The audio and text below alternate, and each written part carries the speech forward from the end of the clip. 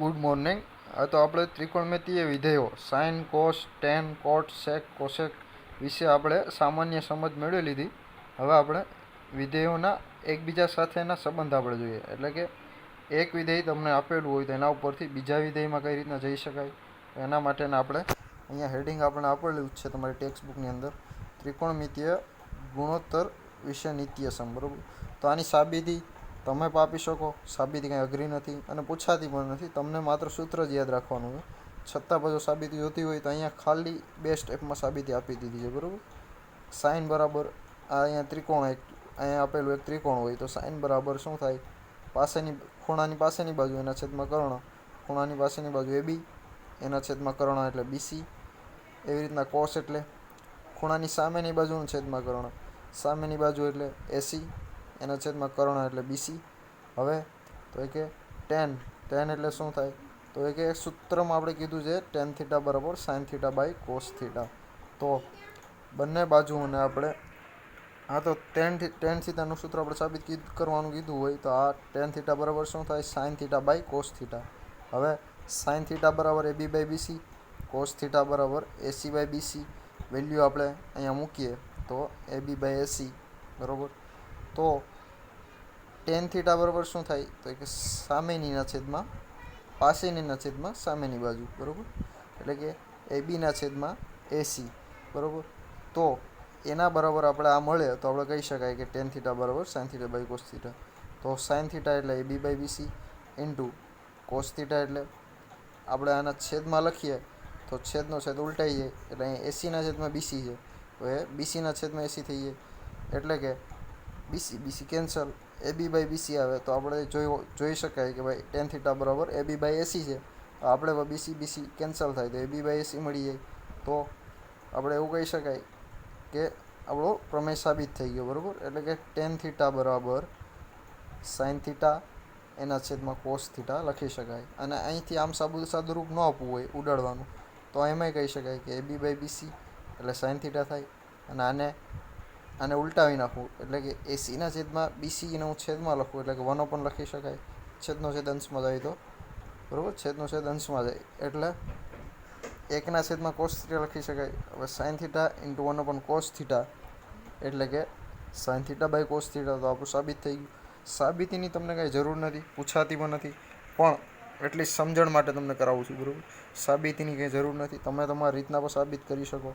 તો આ પહેલું સૂત્ર થયું ત્રિકોણમિતીય ગુણોત્તર વિશેના નિત્યસમમાં. પ્રથમ નિત્યસમ થયો કે ટેન થીટા હોય તો એના બરાબર sine theta by cos theta લખી શકાય. બરાબર. બીજો નિત્યસમ ટેન થીટા બરાબર sine theta by cos theta લખાય તો તમને મેં કીધેલું જ છે ટેન થીટા અને કોટ થીટા એકબીજાના વ્યસ્ત છે. તો કોટ થીટા બરાબર કોસ થીટા છેદમાં સાઇન થીટા. બરાબર. ઉલટાઈ ગયું. ટેન થીટા જે હોય એ ઉલટું કરી નાખો તો કોટ થીટા થઈ જાય. તો આ બીજો નિત્યસમ થયો. હવે ત્રીજો નિત્યસમ કે જો બંને વ્યસ્ત વેલ્યુ હોય એનો તમે ગુણાકાર કરો તો વેલ્યુ 1 મળે. કઈ રીતના? 2 એને ગુણ્યા 1ના છેદમાં 2 કરો તો 1 મળે. 2 કેન્સલ થાય. એવી રીતના 1ના છેદમાં 3 એને ગુણ્યા 3 કરો તો 1 મળે. એવી રીતના ટેન થીટા અને કોટ થીટા એ બંને એકબીજાના વ્યસ્ત છે તો એ બંનેનો ગુણાકાર કરો તો 1 મળે. તો આ ત્રીજા નંબરનો નિત્યસમ થયો. પછી અગાઉ મેં કીધેલું છે સાઇનનો વ્યસ્ત કોસેક, કોસેકનો વ્યસ્ત સાઇન, એવી રીતના સેકનો વ્યસ્ત કોસનો વ્યસ્ત સેક થાય. એટલે અહીંયા એ જ લખેલું છે સેક થીટા બરાબર 1 કોસ થીટા. બરાબર. અને sec theta into cos theta બરાબર 1. શા માટે? તો કે જે વસ્તુ એકબીજાની વ્યસ્ત હોય, બરાબર, 2 અને 1ના છેદમાં 2 એકબીજાની વ્યસ્ત છે તો એ બંનેનો ગુણાકાર 1 થાય. એવી રીતના ટેન થીટા ઇન્ટુ કોટ થીટા બરાબર 1 થાય. સેમ સેક અને કોસ એકબીજાના વ્યસ્ત છે તો એ બંનેનો ગુણાકાર કરીએ તો 1 મળે. એટલે કે sec theta into cos theta બરાબર 1. એવી રીતના કોસેક થીટા એનો વ્યસ્ત સાઇન થીટા છે તો એ બંનેનો ગુણાકાર કરીએ તો 1 મળે. એટલે કે cosec theta into sine theta એના બરાબર 1. તો આ ત્રિકોણમિતીય વિધેયોના નિત્યસમ થયા. બરાબર. બેઝિક સૂત્ર છે, આના ઉપરથી તમે એક્ઝામ્પલ સોલ્વ કરી શકો. અથવા તો તમને આગળના કોઈ પણ તમને આ ટાઈપના એક્ઝામ્પલ હોય ત્રિકોણમિતીય વિધેયના તો તમને ખૂબ જ ઉપયોગી છે. તો આ નિત્યસમો ખાસ યાદ રાખવા. બરાબર. અને અહીંયા કીધેલું છે કે સાઇન એ અને કોસ એની કિંમત 1થી નાની અને ધન હોય છે, બરાબર. એટલે કે 1 કરતાં મોટી ન હોવાની, 1 કરતાં નાની અને ધન ઋણ ન હોય, બરાબર. એવું લખેલું છે અહીંયા, તો એ પણ યાદ રાખવા જેવું છે. બીજું, કોસેકે અને સેકે ની કિંમત 1થી વધુ હશે, એટલે કે એ હંમેશા પોઝિટિવ અથવા તો 1 કરતાં મોટી હશે, બરાબર. હવે આપણે ત્રિકોણમિતીય વિધેયો વિશેની સમજ લઈ લીધી, એના નિત્યસમ જોઈ લીધા. હવે એંગલ વિશે સમજ લઈએ કે સાઇન 0 બરાબર શું થાય, કોસ 0 બરાબર શું થાય, કોસેક 45 ડિગ્રી બરાબર શું થાય, સેક 90 ડિગ્રી બરાબર શું થાય. તો એ વેલ્યુ આપણે કોષ્ટક દ્વારા આપણે દર્શાવીએ. બધી એંગલ આપણે નથી જોવાના, માત્ર આપણે જે દર્શાવ્યા છે ટેબલમાં એટલા જ એંગલ જોવાના છે. 0, 30 ડિગ્રી, 45 ડિગ્રી, 60 ડિગ્રી અને 90 ડિગ્રી.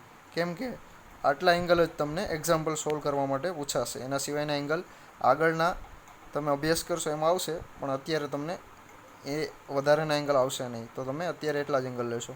ને બીજી એક વાત કહી દઉં કે ત્રિકોણમિતિમાં 0ની પણ વેલ્યુ થાય છે, એટલે કે સાઇન 0 હોય તો એની પણ વેલ્યુ થાય, કોસ 0 હોય એની પણ વેલ્યુ થાય. 0નો મતલબ 0 નથી, બરાબર.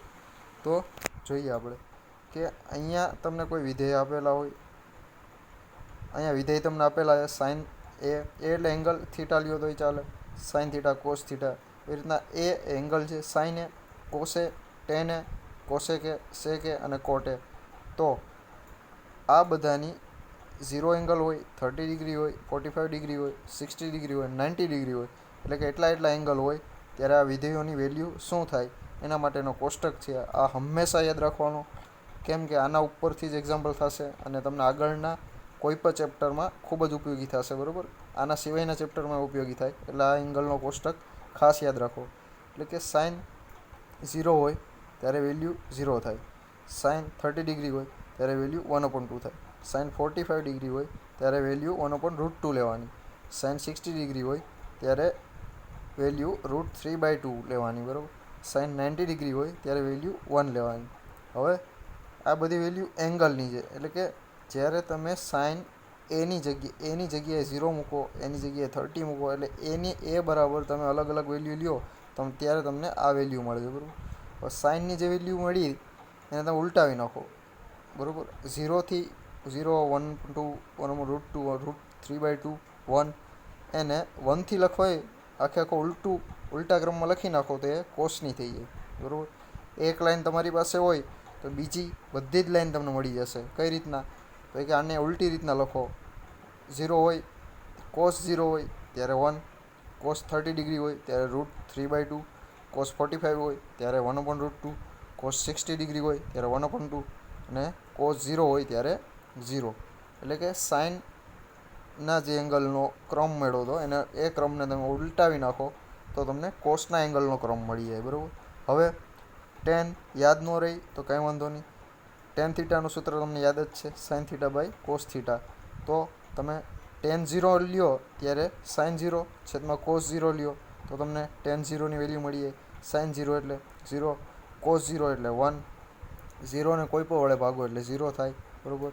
એવી રીતના ટેન 30 ડિગ્રી એટલે સાઇન 30 છેદમાં કોસ 30, 2 કેન્સલ એટલે 1/√3.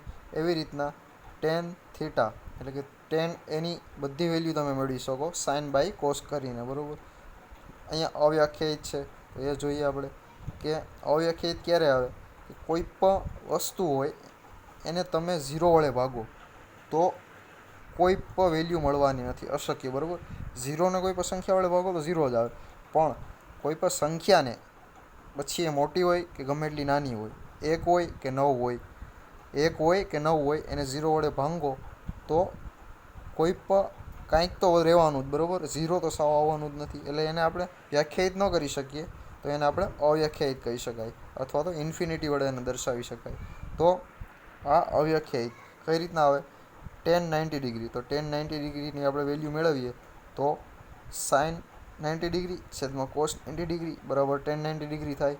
હવે સાઇન 90 ડિગ્રી એટલે 1, એના છેદમાં કોસ 90 ડિગ્રી એટલે 0, 1/0. મેં આગળ વાત કરી કે કોઈ પણ સંખ્યાને 0 વડે ભાગો તો તમે કહી ન શકો કે ચોક્કસ આ વેલ્યુ આવશે, બરાબર.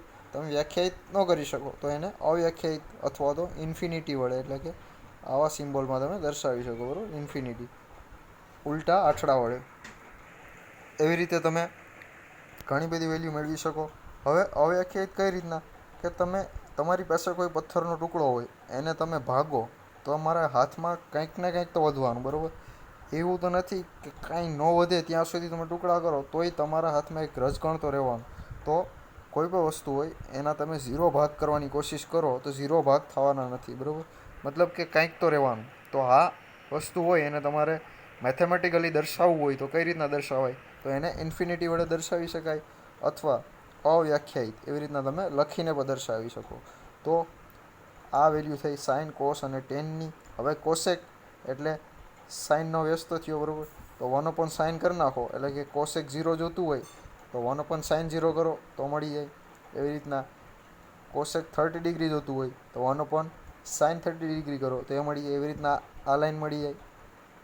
પછી સેક એટલે કે કોસનું વ્યસ્ત.